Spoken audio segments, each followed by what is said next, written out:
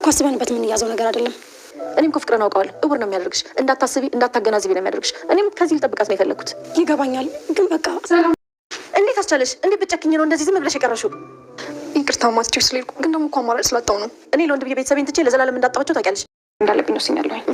እኛ ሳያቶቹ አይደለ እንዴ? እኛ ጋር ማደግ ትችላለች። እኔም እኮ እሱን ሁሉ ሳላውቅ ቀርቼ አይደለም።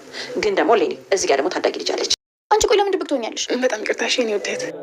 አንቺ ሁሌም እንደዚህ ትያለሽ፣ ግን ደግሞ አንድ ቀን ችግር ለአንዴና ለመጨረሻ ጊዜ መፈታት አለበት አይመስልም? የትኛው ችግር?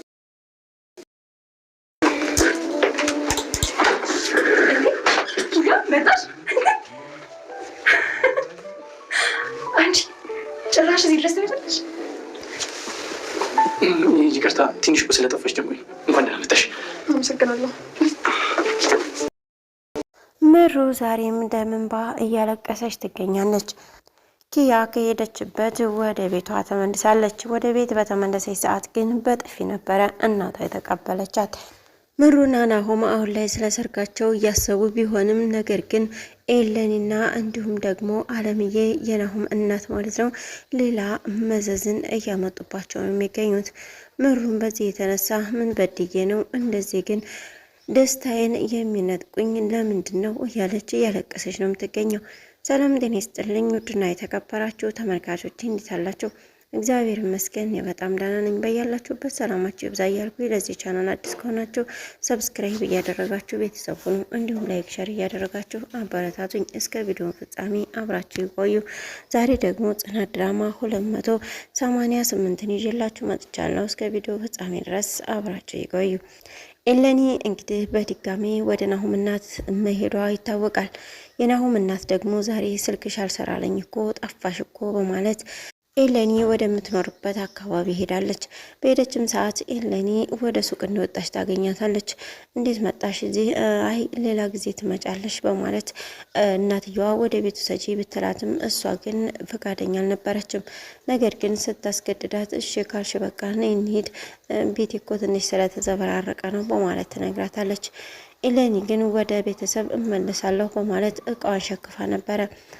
እንደገቡም ፍራሹን በማንጠፍ ሻይ ላፍላልሽ በማለት ልትሄድ ስትል ነይ እኔ ማወራሽ ነገር ስላለኝ ነው እዚህ የመጣሁት፣ ስለዚህ ምንም አልፈልግም ቁጭ በይና እናውራ በማለት ቁጭ ብላ ልታወራ ትፈልጋለች። እንግዲህ በሚያወሩበትም ሰዓት ያው ከናሆም ጋር ምንም ነገር እንደማይኖር ነው እየተናገረችው እኔኒ።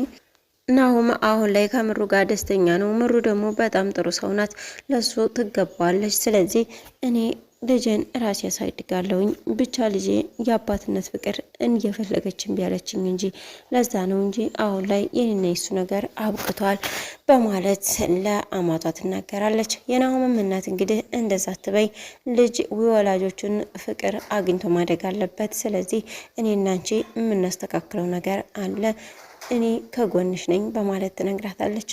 በቃ ኧረ በወሬ ያስኩሽ እኮ ሻይ ላፍላልሽ በማለት ወደ ኩሽና በሄደችም ሰዓት አይዞሽ እንደዚህ ያለ ቤት ነው የምትኖረው፣ እንደዛ ፍንድቅ ያልሽ ልጅ እንዳልነበርሽ በማለት አሁን ላይ የናሆም እናት ወደ ኤለኒ አዘንብላለች። ኤለኒና የናሆም እናት አንድ ከሆኑ የናሆም እናት ምሩን ከቅድሙም ስለማትወዳት ምናልባትም አሁን ላይ መጥፎ ነገር ሊሰሩ ይችላሉ። ነገር ግን የሰርጋቸው ዕለት ምንም ነገር እንደማይፈጠር ተስፋ እናደርጋለን። ምሩና ናሆምም እና አለምዬን ቡና ጠጡ ብለዋቸው ነበረ የሄዱት። በሄዱም ሰዓት ነበር እንግዲህ ኤለኒን ያገኟት። ናሆም እጇን ይዞ ነበር ከዛ ቤት ያስወጣት። ምሩም እንግዲህ እነ ኤለኒ የት ሄዱ እንዲሁም ደግሞ ናሆም የት ሄደ በማለት ስትነግራት ምሩም ከኋላ ነው እየመጣ ነው እሷ ሄዳለች በማለት ነበር የተናገረችው። በዛም እንግዲህ ቡናውም ሳይጠጣ ወደ ቤቷ ተመልሳ ትሄዳለች። ቀጥታ የሄደችውም ወደ ጽናት ቤት ነበር። ጽናት ጋር በሄደችም ሰዓት እንግዲህ ቲና ተቀበላታለች። ምን ሆነሽ ነው? ምንድነው እንደዚህ የከፋሽ በማለት ጠይቃት ነበር። ነገር ግን እባክሽን ተይኝ፣ እንደተናደድኩ ይገባሻል አይደለ? እንደከፋኝ ይታይሻል አይደል? ስለዚህ ጽናትን ጥሪልኝ በማለት ነበር እንግዲህ ጽናት እንዲጠራላት ያደረገችው። ችግር የለውም እኔ በር ስር ሆኜም ቢሆን አዳምጣችኋለሁ፣ እሺ እጠራልሻለሁ ብላ እንግዲህ ጽናትን ትጠራላታለች። ጽናትም ትመጣለች።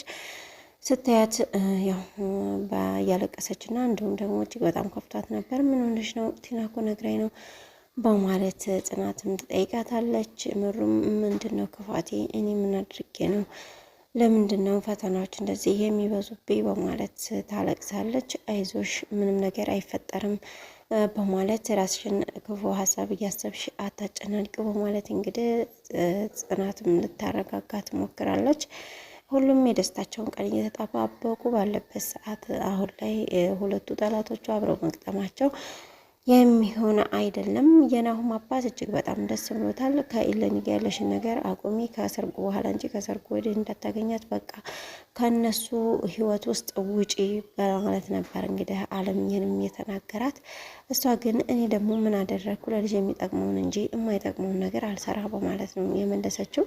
ነገር ግን ሰርጋቸው ላይ አንድ ነገር ይፈጠርና ነግሬሻለሁ ለሚፈጠረው ነገር ኃላፊነቱን ወሳጅ ነሽ በማለት እንግዲህ ነግሯታል፣ አስጠንቅቋታል። ሌላው ኪያ ናት። ኪያ እንግዲህ ጠፋ እንዳለች የምናውቀው ነው። እናቷ ሀረግዬ እንግዲህ ወደ ቤት ኪያ በመጣች ሰዓት በጥፊ ነበረ ያለቻት። ምን ነው ማየ ይቅርታ አድርግልኝ ብቻዬን ሆኜ ማውራትና ከራሴ ጋር መነጋገር ስላለብኝ ነው በማለት ልትጠይቃት ሞክራለች። ይቅርታ የምትይኝ ምንድነው? ለአንቺ የማይጠቅመውን ነገር አርቄ ስላልኩሽ ነው ወይ እንደዚህ የምትሆኙ? በማለት እኔ በወንድ ምክንያት እንደሆነ እንደዚህ የሆንኩት አታውቂም ወይ? በማለት እናቷ ተቆጥታታለች። ኪያም እንግዲህ ይቅርታ እማዬ፣ ሁሉም ሰው እኮ ደግሞ ያጠፋል ማለት አይደለም። ደግሞ ከራሴ ጋር ማውራት ስለፈለኩ ነው፣ ግራ ስለገባኝ ነው፣ በቃ ልትረዱኝ ይገባል በማለትም ኪያ መልሳለች። እንዲሁም ደግሞ ሄኖክና ሀናም ስለ ኪያ እያወሩ ነበር። እንዲሁም ደግሞ ስለነበራቸው ጊዜያቶች እያወሩ ባለበት ሰዓት አሁን ግን ቢመጣ እንደ ድሮ ሁሉ ነገር ቢቀጥልስ በማለት ነበር የተናገረችው ሀና።